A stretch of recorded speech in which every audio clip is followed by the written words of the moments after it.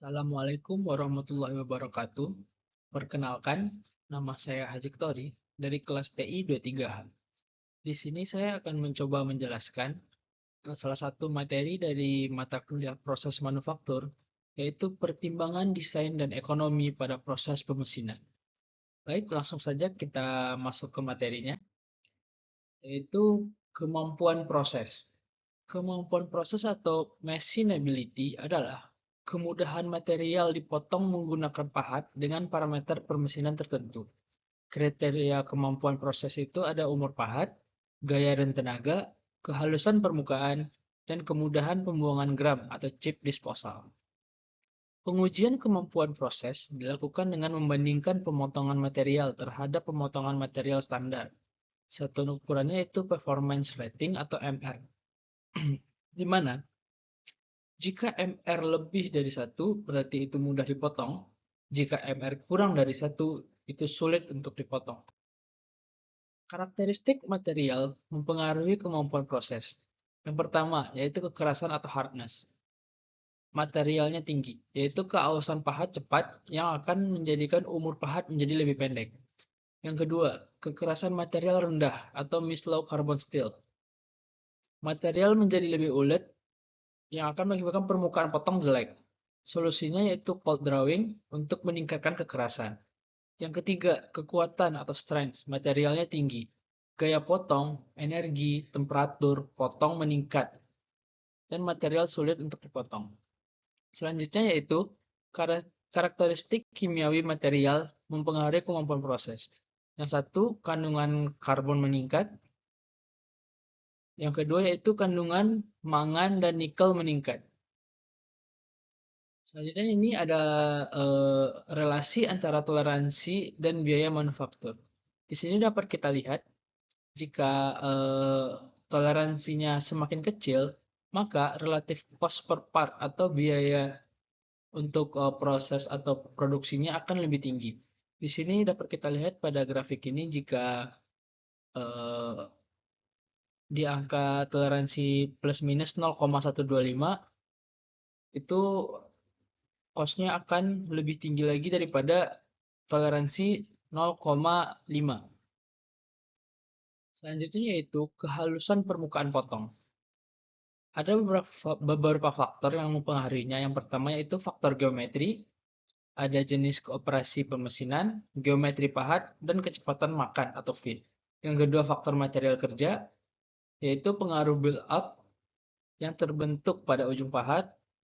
Selanjutnya gram yang bergeser kembali dengan material, material yang robek karena sifat material yang ulet atau keras. Selanjutnya crack yang terbentuk karena sifat material yang getas. Dan friksi antara tool flank dengan permukaan baru yang terbentuk. Selanjutnya itu ada faktor getaran dan mesin perkakas. Getaran mesin atau pahat potong akan menyebabkan gelombang permukaan. Defleksi fixture menyebabkan benda kerja akan bergetar. Selanjutnya ada pemilihan parameter pemesinan, pemilihan kecepatan makan, dan kedalaman potong bergantung pada pertama pahat. Material pahat yang keras mudah patah sehingga digunakan pada kecepatan makan yang rendah. HSS lebih keras sehingga dapat digunakan pada kecepatan makan yang tinggi. Yang kedua, rogging atau finishing. Rogging dilakukan pada kecepatan makan yang tinggi, berkisar 0,5 sampai 1,25 mm per perputaran. Yang kedua, finishing dilakukan pada kecepatan makan yang rendah, berkisar 0,125 sampai 0,4 mm per perputaran. Yang ketiga, ada kendala kecepatan makan pada rogging. MRR maksimum bergantung pada pahat dan material. Yang keempat, kehalusan permukaan yang diinginkan. Kecepatan makan mempengaruhi kehalusan permukaan. Selanjutnya, pertimbangan dalam perencanaan produk. Jika dimungkinkan, produk dirancang tanpa memerlukan proses pemesinan. Manfaatkan net shape proses seperti precision casting, closed die forging, plastic molding, dan lain-lain. Penentuan toleransi disesuaikan dengan fungsi komponen dengan mempertimbangkan kemampuan proses pemesinan. Toleransi yang terlalu ketat akan menaikkan biaya proses produksinya atau cost. Selanjutnya yaitu kehalusan permukaan disesuaikan dengan fungsi dan estetika. Sudut-sudut yang tajam sebaiknya dihindari dan hindari perencangan lubang atau boring yang dalam. Gunakan ukuran komponen yang standar. Komponen dirancang agar cukup kuat untuk pencengkaman dan proses pemesinan. Hindari undercut. Dan gunakan material yang memiliki kemampuan pemesinan yang baik. Rancang fitur-fitur pemesinan yang meminimasi setup. Selanjutnya yaitu adalah cairan pendingin untuk proses pemesinan. Tujuan penggunanya yaitu yang pertama memperpanjang umur pahat, yang kedua mengurangi deformasi benda kerja karena panas, yang ketiga meningkatkan kualitas permukaan hasil pemesinan, dan yang keempat membersihkan beram dari permukaan potong. Kategori cairan pendingin itu yang pertama ada strike oils atau minyak murni, yang kedua ada soluble oils, yang ketiga adalah semi-synthetic fluids atau cairan semi-sintetis, dan yang keempat adalah synthetic fluid atau cairan sintetis. Yang pertama, tadi itu ada strike oils atau minyak murni. Minyak murni tidak dapat diemulsikan digunakan dalam bentuk sudah diencerkan. Terdiri dari bahan minyak mineral dasar atau minyak bumi, kadang mengandung pelumas lain seperti lemak, minyak tumbuhan, atau ester. Bisa ditambahkan aditif tekanan tinggi seperti klorin, sulfur, atau fosfor. Menghasilkan pelumasan terbaik, sifat pendinginannya paling jelek. Yang kedua ada synthetic fluid atau minyak sintetik atau cairan sintetik. Tidak mengandung minyak bumi atau mineral, dibuat dari campuran organik dan anorganik alkalin dengan aditif anti korosi. Biasanya digunakan dalam bentuk diencerkan dengan rasio 3-10% pengenceran. Menghasilkan unjuk kerja pendinginan yang paling terbaik. Yang ketiga, ada soluble oil, yaitu membentuk emulsi ketika dicampur air, konsentrat mengandung minyak mineral dasar dan pengemulsi, digunakan dalam bentuk diencerkan, sama seperti yang tadi yaitu 3-10%. Unjuk kerja pelumasan dan penghantaran panas bagus, dan digunakan luas oleh industri pemesinan karena harganya yang lebih murah. Yang keempat ada semi-synthetic fluid atau cairan semi-sintetik. Kombinasi antara minyak sintetik dan soluble oil memiliki karakteristik antara keduanya, dan harga dan unjuk kerja penghantaran panasnya di antara kedua jenis pembentukannya. Cara pemberian cairan pendingin itu ada beberapa. Yang pertama itu dibanjirkan dengan cara seluruh benda kerja di sekitar proses pemotongan dibanjiri cairan pendingin melalui saluran lebih dari satu. Yang kedua adalah disemprotkan dengan cara cairan pendingin disemprotkan langsung ke daerah pemotongan, pertemuan paha dan benda kerja. Sistem dengan tangki, pompa filter, dan selang keluaran yang lebih fleksibel. Dan cairan bekas disaring dan dialirkan kembali ke tangki yang akan disemprotkan kembali. Yang ketiga, dikabutkan. Cairan pendingin dikabutkan dengan semprotan udara dan diarahkan ke pemotongan.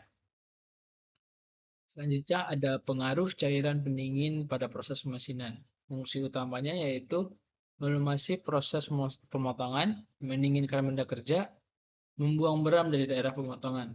Fungsi kedua yaitu melindungi permukaan yang disayat dari korosi, memudahkan pengambilan benda kerja karena sudah didinginkan. Yang ketiga, efek pada pahat benda dan benda kerja, yaitu memperpanjang umur pahat. Yang kedua, mengurangi deformasi benda kerja karena panas. Yang ketiga, permukaan benda kerja menjadi lebih baik atau halus pada beberapa penerapan dan mengurangi penanganan beram. Selanjutnya ada kriteria pemilihan cairan pendingin. Kriteria utamanya dari segi unjuk kerja proses, kemampuan penghantaran panas, kemampuan pelumasan, pembuangan beram, pembentukan kabut fluida, kemampuan cairan membawa beram, pencegahan korosi, dan stabilitas cairan. Yang kedua, dari segi harga. Yang ketiga, keamanan terhadap lingkungan. Yang keempat, keamanan terhadap kesehatan. Dan material benda kerja adalah faktor penentu jenis cairan pendingin. Selanjutnya, perawatan dan pembuangan cairan pendingin. Perawatan meliputi pemeriksaan ada konsentrasi dari emulsi soluble oil. Kita menggunakan alat refraktometer. Yang kedua, pH dengan alat pH meter. Yang ketiga, kuantitas dari minyak yang dicampur atau kebocoran minyak hidrolik. Yang keempat, kuantitas dari partikel atau kotoran pada cairan pendingin. Selanjutnya yaitu tindakan perawatannya dengan cara menambahkan konsentrat atau air. Yang kedua, membersihkan kebocoran minyak. Yang ketiga, menambah bioside untuk mencegah pertumbuhan bakteri. Yang keempat, menyaring partikel-partikel kotoran dengan centrifuging. Selanjutnya,